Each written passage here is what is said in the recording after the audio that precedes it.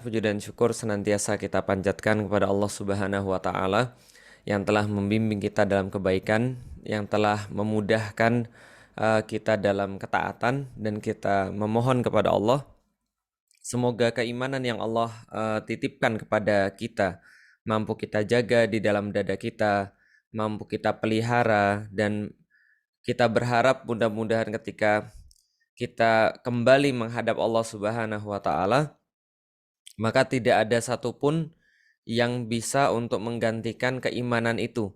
Maka mudah-mudahan kita bisa meninggalkan dunia ini dengan ucapan La ilaha illallah Muhammadur Rasulullah. Dipersilahkan dan diizinkan. Itu menjadi sebuah kalimat terakhir bagi kita. Salat dan salam semoga tercurah dan terlimpahkan kepada baginda Nabi besar Muhammad sallallahu alaihi wasallam, manusia mulia yang senantiasa kita muliakan dengan mengikuti perkataan-perkataannya dan juga mencontoh setiap perbuatan-perbuatannya. Tidak ada satupun kebaikan kecuali apa yang telah disampaikan oleh lisan Rasulullah sallallahu alaihi wasallam, dan tidak ada satupun kebenaran kecuali keluar daripada perbuatan-perbuatan beliau. Maka kita memohon kepada Allah untuk dilancarkan, dimudahkan meniru Rasulullah Shallallahu Alaihi Wasallam sebagaimana yang dilakukan, yang diusahakan dilakukan oleh para sahabat. Meskipun kita tahu bahwasanya kita tidak mungkin untuk menjadikan diri kita sempurna dalam mencontoh Rasulullah, namun mudah-mudahan kemaksimalan, mudah-mudahan usaha yang paling keras yang kita lakukan dalam mencontohi Nabi Shallallahu Alaihi Wasallam itu mampu membuat Nabi mengakui kita nanti ketika di yaumil kiamah. Alhamdulillah teman-teman insyaallah dirahmati Allah, peserta Charging Girls yang ke-9, Masya Allah. Allah mudah-mudahan memberikan kebaikan ketika kita mencoba untuk membuka hari dengan kebaikan pula. Dan kebaikan apa yang lebih besar daripada membaca ayat-ayat Allah, daripada membiasakan diri kita senantiasa berinteraksi dengan Al-Quran. Karena saya yakin teman-teman sekalian juga sudah sering sekali mendengar bahwasanya Al-Quran inilah yang membedakan antara umat yang jatuh dan umat yang bangkit. Misal kalau kita lihat ya teman-teman sekalian, kalau orang-orang berbicara tentang Arab gitu ya, Arab atau bangsa Arab, ini apa sih yang sebenarnya diandalkan daripada bangsa Arab? Mereka hidupnya terjepit di antara dua imperium besar, Persia dan Romawi. Mereka tidak memiliki sumber daya apapun pada saat itu yang bisa dibanggakan. Bahkan Persia dan Romawi pun tidak excite untuk bisa menguasai mereka. Jadi bahkan dikuasai aja mereka nggak mau, karena memang nggak ada satupun yang bisa dibanggakan. Satu-satunya yang dibanggakan oleh orang-orang Arab adalah ingatan, hafalan syair pada saat itu. Lalu kemudian apa yang membuat mereka menjadi satu bangsa yang besar, menjadi satu umat yang terhormat di panggung dunia? Ya tidak ada itu sebelum ada Al-Quran. Maka kalau kita bisa sederhanakan dalam kisahnya bangkitnya bangsa atau umat Arab itu, ya tidak ada penyebab kecuali adalah Al-Quran. Tidak ada penyebab kecuali adalah ketika Allah menurunkan Islam yang berbentuk ya tentu saja Al-Quran sebagai intinya, sebagai sumber utamanya. Nah, maka kalau seandainya kita melihat bahwa bangsa Arab saja yang tidak ada potensi untuk menjadi besar, itu bisa besar, bisa kuat, bisa akhirnya mempengaruhi dunia dengan Islam, dengan Al-Quran, maka apalagi kita. Kita sudah pernah menyampaikan, kalau saya nggak salah pada kesempatan-kesempatan yang lain, bahwasanya yang membuat kita itu menjadi istimewa adalah ketika kita memiliki Al-Quran.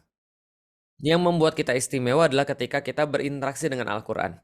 Kalau Al-Quran itu bisa mengubah satu bangsa yang besar, seperti bangsa Arab, sudahlah besar, jumlahnya banyak, orang-orangnya juga parah gitu ya. Jadi kedalaman problemnya itu dalam, banyak. Lalu kemudian mengubahnya juga masif dan besar. Kalau yang kayak gitu aja bisa, apalagi kemudian cuma diri kita sendiri.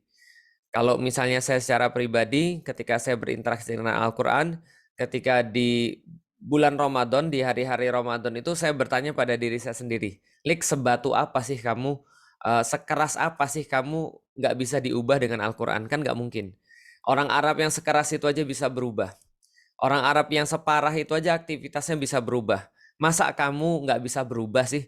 Lah kalau kamu nggak bisa berubah, berarti kamu lebih batu daripada orang-orang Quraisy. Dan kayaknya enggak ya. Dan saya yakin mbak-mbak yang hadir di sini semuanya, ya pastinya nggak sekeras dan sebatu orang-orang Quraisy. Maka pasti bisa diubah oleh Al-Quran. Dan saya selalu sampaikan bahwa Al-Quran itu pada diri saya selalu nyamin pada diri saya. Al-Quran itu fitrahnya tuh mengubah. Jadi Al-Quran itu fitrahnya itu pasti akan memberikan perubahan. Cuman kadang-kadang kita sendiri yang suka nahan Al-Quran. Maka kalau seandainya kalau kita lihat orang berenang misalnya ya, orang berenang itu ya dia kan fitrahnya ngambang. Manusia tuh fitrahnya ngambang. Kalau nggak percaya coba lihat aja di YouTube atau di Instagram itu ada bayi-bayi yang sudah berenang itu ya. Kita lihat bayi-bayi itu kalau seandainya dia bayi kan fitrah ya, bayi. Dan dia ketika dicelupin di air ya dia pasti ngambang. Karena bayi itu bukan kayak kita, nggak fitrah. Nah, dan kalau seandainya kita tenggelam, artinya kita kan melakukan sesuatu yang tidak fitrah. Nah, sama kayak Al-Quran. Al-Quran itu fitrahnya mengubah. Kalau andaikan ada orang yang masuk Islam, terus tidak berubah, berarti dia lagi membebani fitrah. Dia menghambat. Jadi artinya kalau kita menghilangkan hambatannya, Al-Quran pasti secara fitrah, secara alamiah, pasti akan mengubah kita. Itu adalah kekuatan daripada Al-Quran. Makanya saya pengen ngambil satu ayat saja pada hari ini untuk dikisahkan pada teman-teman sekalian. Dan ayatnya memang kebetulan tentang kisah.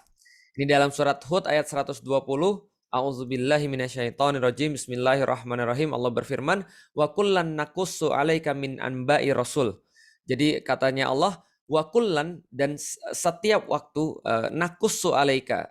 Allah berfirman kepada Nabi Muhammad, naqussu 'alaika, kami senantiasa mengkisahkan kepadamu. Siapa engkau itu? Nabi Muhammad. Nanti ini ada sesuatu yang sangat penting sekali untuk kita ketahui. Wa kullan naqussu 'alaika min amba'ir rusul. Jadi kami senantiasa mengisahkan kepadamu wahai Muhammad min amba'i rusul, daripada kisah-kisah atau berita-berita ataupun hal-hal, pesan-pesan, konten-konten daripada kisah-kisah daripada para rasul yang telah berlalu sebelum Rasulullah Shallallahu Alaihi Wasallam. Nah, ini berarti menunjukkan bahwa kalau Rasul saja ini dikisahkan dan ini memberikan keutamaan, apalagi bagi manusia biasa. Seperti yang saya sampaikan, kalau orang Arab aja yang keras dan bandel dan sangat parah waktu itu kesesatannya, itu bisa berubah, apalagi kita. Kalau andaikan Rasul saja mengambil manfaat daripada kisah para Rasul di dalam Al-Quran, pasti itu memberikan efek juga pada kita. Efek apa yang diberikan pada Rasulullah Shallallahu Alaihi Wasallam dalam ayat lanjutannya kita bisa kemudian mendapatkan manusab bitu bihi fuadak. Yang pertama adalah ternyata kisah-kisah para Rasul yang di dalam Al-Quran, bukan di luar Al-Quran, karena di luar Al-Quran tuh banyak. Contoh misalnya kalau teman-teman lihat kisahnya Musa, kisahnya Isa, kisahnya siapa lagi misalnya Yusuf, misalnya yang paling paling terkenal itu Disney juga buat, gitu kan ya. Disney juga buat, tapi bukan yang di situ. Tapi di mana? Daripada yang Allah ceritakan di dalam Al-Quran. Manusab bitu bihi fuadak. Yang itu pasti akan membuat sabit, membuat kokoh, membuat teguh hatimu ya Rasulullah. Artinya kalau seandainya zaman sekarang kalau orang galau itu yang melakukan apapun, ada yang datang ke ustadznya, ada yang datang ke temannya, ada yang misalnya nonton film, ada yang dengerin musik dan seterusnya. Di sini Allah menyampaikan ada satu hal yang harus dilakukan bagi orang-orang yang galau, yang hatinya itu bimbang, yang hatinya itu goyang, yang perlu pertolongan pertama itu adalah mendengarkan kisah di dalam Al-Quran. Manusab bitu bihi fuadak. Waja'aka fi hadhil haqqu, dan Allah itu kemudian mendatangkan kebenaran. Tidak hanya mendatangkan cerita. Waja'aka fi hadhil haqqu wa mau'idhah, dan mendatangkan sebuah nasihat. Jadi bukan hanya sebuah kebenaran, bukan hanya sebuah penguat, tapi mendatangkan nasihat. Wa mau'idhatu wa dzikra lil mu'minin. Dan Allah juga mendatangkan sebuah pengingat, sebuah penguat juga, sebuah sebuah apa ya, semacam kayak penyemangat. Kalau orang zaman sekarang tuh booster gitu kan ya. Jadi kayak sekarang tuh charging ya itu ya kira-kira kayak gitulah. Zikro tuh semacam kayak charging, semacam kayak pengingat, menyemangati kembali, memberikan orientasi kembali kepada orang-orang yang beriman. Nah, jadi ini adalah sebuah ayat yang menurut saya sangat penting sekali bagi kita, bagi anak-anak kita juga untuk disampaikan bahwasanya ada cara daripada Allah Subhanahu wa taala dalam memberikan sebuah penyemangat, memberikan sebuah pelajaran, memberikan sebuah peneguh dan penguat hati, yaitu adalah lewat kisah-kisah. Artinya kisah-kisah ini menempati sebuah porsi yang sangat besar di dalam Al-Qur'an. Tidak hanya porsinya secara kualitas, tapi juga porsinya juga secara kuantitas. Jadi kalau kita membaca Al-Qur'an, itu lebih daripada sepertiga setahu saya. Al-Quran itu semuanya tentang kisah-kisah yang memang terjadi di zaman dahulu. Misal ketika kita mengucapkan ayat misalnya suratul Fatihah. Ihdinas siratal mustaqim. Siratal ladzina an'amta alaihim ghairil maghdubi alaihim waladdallin. Kami meminta sebuah hidayah, sebuah petunjuk ya Allah Subhanahu wa taala. Dan petunjuk ini berbentuk apa? Petunjuk yang diminta ini adalah berupa kisah. Nah, kenapa bisa begitu? Kan kita sudah sampaikan, ihdinas siratal mustaqim, siratal ladzina an'amta alaihim. Bagaimana kemudian yang kami minta petunjuk ini? Petunjuk yang pernah diberikan kepada orang-orang zaman dahulu. Berarti ini adalah tentang kisah.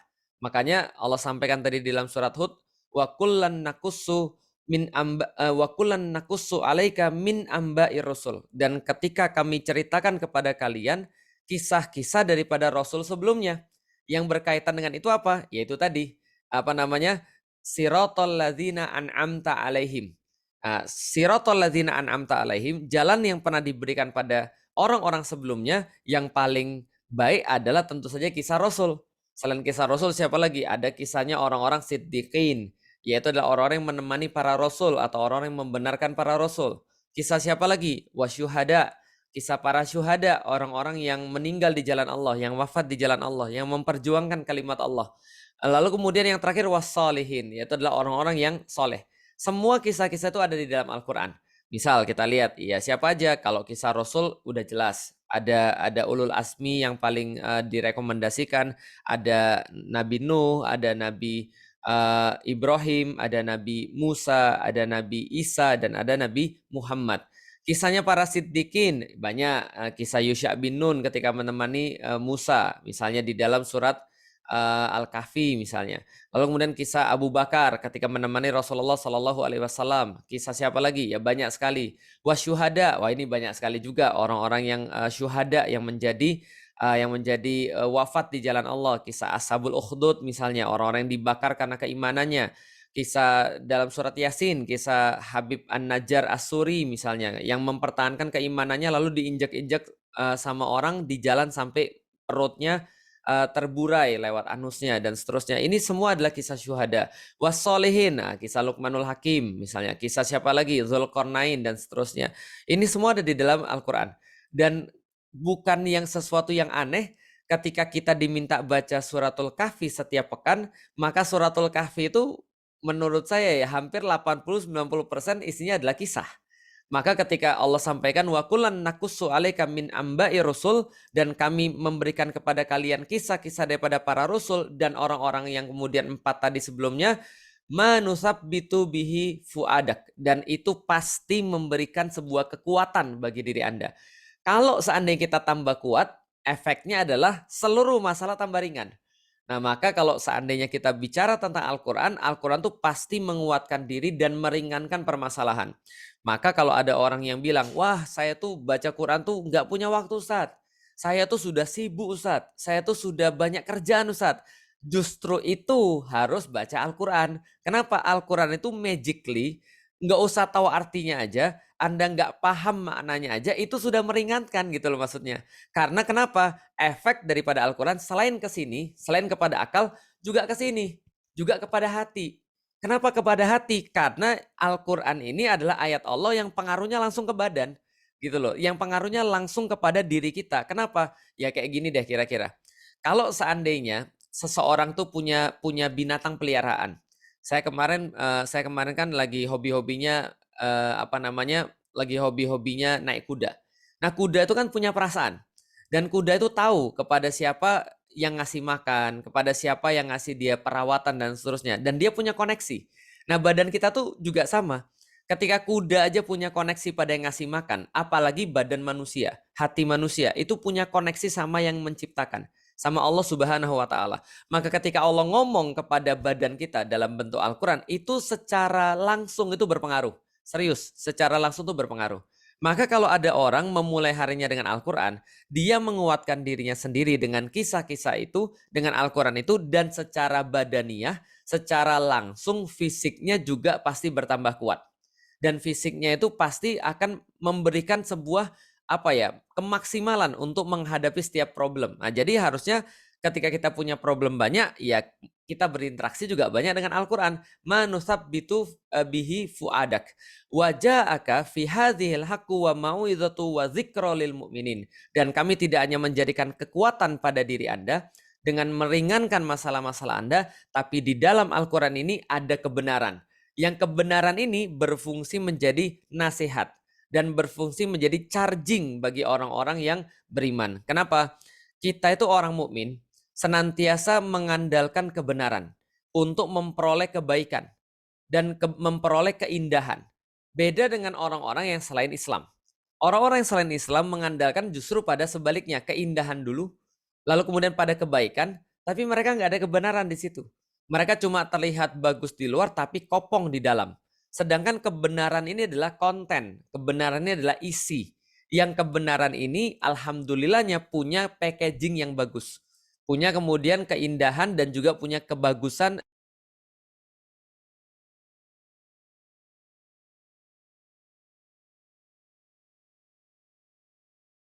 tentang kebenaran. Waja'aka fi hadzihil haq, dan kami menjadikan dalam Al-Qur'an ini ada kebenaran. Ada sesuatu yang benar, ada sesuatu yang baik, dan ada sesuatu yang indah. Ada 3 hal, benar, baik, dan indah. Apa bedanya sih antara kita dan orang-orang Quraisy? Kalau kita bahas orang-orang kafir Quraisy yang kemudian beberapa tetap kafir, tapi banyak di antara mereka yang masuk Islam, apa yang menjadi perbedaan antara kita dan mereka? Coba kita lihat. Ini ada satu ucapan daripada Walid bin Mughirah. Walid bin Mughirah ini siapa? Walid bin Mughirah adalah seorang petinggi Quraisy yang dia sangat tinggi posisinya, sangat fasih syairnya, sangat terhormat kedudukannya, dan sangat kaya hartanya. Jadi orang ini punya julukan. Apa julukannya? Julukannya adalah The One. Wes, luar biasa ya. Jadi Khalid bin Walid ini punya julukan Al-Wahid, The One gitu kan ya. Pokoknya satu-satunya. Saking kemudian dia nggak mau sama kayak orang lain dalam hal harta, dalam hal kehormatan, dalam hal kedudukan dan seterusnya, dia selalu bilang pada musim haji, kalau musim haji sudah nyampe, maka tutup seluruh restoran-restoran, dan kalau siapapun yang lapar bisa menemukan makanan dan kenyang di rumahnya Walid. Nah, jadi kira-kira gitu. Jadi saking kemudian kaya dia. Kayanya kayak apa Ustaz? Dia punya toko banyak. Tokonya segimana? Itu dari Mekah sampai ke Taif, itu tokonya dia semua. Jadi bayangin aja tuh, kalau dari Mekah sampai Taif itu berapa jauh Ustaz? Dari Jakarta ke puncak tapi lebih jauh. Nah, itu tokonya Walid semua. Jadi ketika haji itu dia bilang, pas haji nggak boleh ada manusia buka toko, nggak boleh ada manusia buka restoran. Kenapa? Yang lapar bisa menemukan kenyang dan makanan di rumahnya Walid. Oke, ini orang luar biasa. Dan orang ini sangat pinter, sangat jago. Dia menghafalkan banyak sekali syair. Ada yang mengatakan lebih daripada 200.000 syair dia hafalkan. Dan ada yang mengatakan bahwa dia tidak hanya tahu syairnya manusia, tapi juga syairnya jin. Nah, saking kerennya dia nih. Dan julukannya apa? Al-Wahid. Nah, the chosen one. Wah, bukan the chosen one, the one.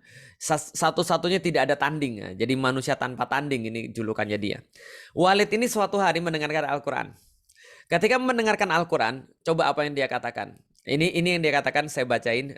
Jadi dari kitab Subulul Huda ini kemudian disampaikan bagaimana perkataan Walid bin Mughirah yang sekaligus bapaknya Khalid bin Walid. Nah, jadi antum tahu ya Khalid bin Walid ya. Khalid bin Walid aja udah keren kayak gitu, apalagi bapaknya itu lebih keren lagi. Nah, bapaknya Khalid bin Walid atau Walid bin Mughirah atau The One tadi, Al-Wahid, pernah berkata begini, ketika mendengarkan Al-Quran, otomatis dia langsung buat syair. Coba bayangin ya, ini orang saking jeniusnya. Begitu mendengarkan Al-Quran, langsung buat syair. Apa syairnya? Wallahi, inna liqaulihi halawatan wa inna alaihi tolawatan. Jadi kemudian dia berkata, demi Allah, inna liqaulihi, dalam perkataannya Muhammad ini, lah halawatan, ada halawah, ada rasa manis yang sangat menggugah gitu kan ya. Wa inna alaihi la tolawah, atau kemudian dalam perkataan itu sendiri terdapat tolawah. Tolawah ini adalah kekaguman yang menjajah, wasik gitu kan ya. Jadi kekaguman yang menguasai. Jadi kekagumannya itu membuat orang tuh bertekuk lutut, kira-kira gitu ya. Wa inna aslahu lamukdikun. Jadi sesungguhnya di dalam akarnya ini, dalam perkataannya ini seolah-olah berakar yang muhdik, yang kemudian memberikan kesempurnaan akarnya. Akarnya itu indah dilihat dan bagus, kuat. Wa inna farahu lamuthmir. Lalu kemudian di dalam, kalau tadi akarnya itu keren, batangnya bagus, dan di dalam buahnya itu benar-benar berbuah banyak, memberikan arti yang sangat luar biasa, berbuah banyak. Wa ma antum biqailina min hadza syai'an illa wa ana a'rifu annahu batil. Dan kemudian dia mengatakan, dan saya tahu banget setelah mendengar Al-Quran ini, perkataan kalian apapun yang muncul setelah Al-Quran ini, kalau Anda mau menantang Al-Quran pasti batil, pasti kalian akan kalah. Dia bilang gitu coba. Jadi Walid ini ketika mendengar Al-Quran bilang langsung gitu. Nah, singkat cerita, ketika dia bilang gitu, orang-orang bilang, wah gila, ini Walid bin Mughirah kayaknya sudah terpengaruh nih sama Muhammad. Maka ya kita tahu juga bahwa Abu Jahal, salah satu koleganya, kemudian berkata pada Walid, Walid, kita lagi buat program nih Walid. Apa programnya? Kenapa kalian buat program? Iya, kita lagi buat program. Apa programnya? Dibilang sama Abu Jahal, kami lagi buat program. Hashtag koin buat Walid. Nah, jadi gitu. Jadi kami mau buat program koin buat Walid. Loh kenapa? Kayaknya kamu udah jadi miskin Walid. Kenapa? Kok kamu mau-maunya dukung Muhammad? Udah miskin kamu ya? Nah, Walid digituin gak terima. Gila lu, masa gue dikatain miskin? Tau gak toko siapa dari Mekah sampai ke Taif? Toko gue. Tapi kamu kok kayaknya perlu duit. Loh, maksudmu gimana? Kamu kayak dukung Muhammad. Nah, ini kemudian parahnya Walid.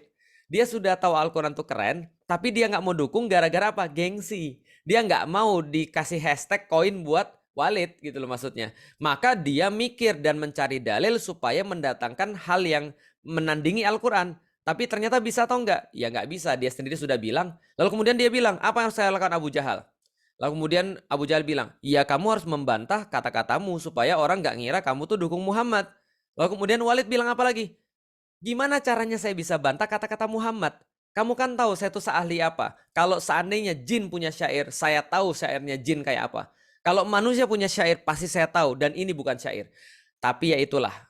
Singkat cerita, Walid tetap kemudian akhirnya mendukung kemudian orang-orang yang menentang Nabi Muhammad. Dan akhirnya Walid ini tidak menemukan keimanan walaupun dia tahu Al-Quran itu keren. Nah, poinnya apa teman-teman sekalian? Yang pengen saya sampaikan adalah zaman dulu orang Quraisy itu tidak beriman pada Al-Quran. Tapi mereka mendapatkan manfaat dari Al-Quran. Coba. Nggak beriman pada Al-Quran. Tapi punya manfaat dari Al-Quran. Apa manfaat mereka dari Al-Quran? Mereka tahu Al-Quran itu memesona. Mereka tahu Al-Quran tuh nggak bisa didatangkan yang semacamnya. Mereka mendapatkan keindahan di dalam Al-Quran. Itu yang mereka dapat ketika mereka tidak beriman sekalipun. Kalau kita mungkin beriman kepada Al-Quran.